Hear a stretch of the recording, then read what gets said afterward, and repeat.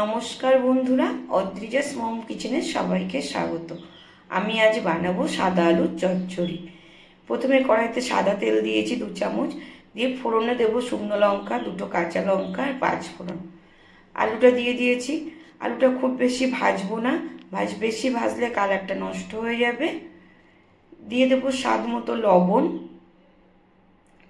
আবারও কিছুক্ষণ আলুটা নাড়াচাড়া করে প্রয়োজন মতো জল দিয়ে দেব। খুব বেশি জল দেওয়া যাবে না, আলুটা সিদ্ধ হয় তার জন্য ঢাকা দিয়ে দেব। কিছুক্ষণ ঢাকা দিয়ে আলুটা সিদ্ধ হলে কিছুটা আলু ম্যাশ করে দেব। দিয়ে দেবো স্বাদ মতো চিনি। তাহলেই রেডি হয়ে যাবে আমার সাদা আলুর চচ্চড়ি। এটা পরোটা লুচির সাথে খেতে দারুণ টেস্টি লাগে। এইভাবে বানিয়ে দেখবেন, আশা করি আপনাদের ভালো লাগবে।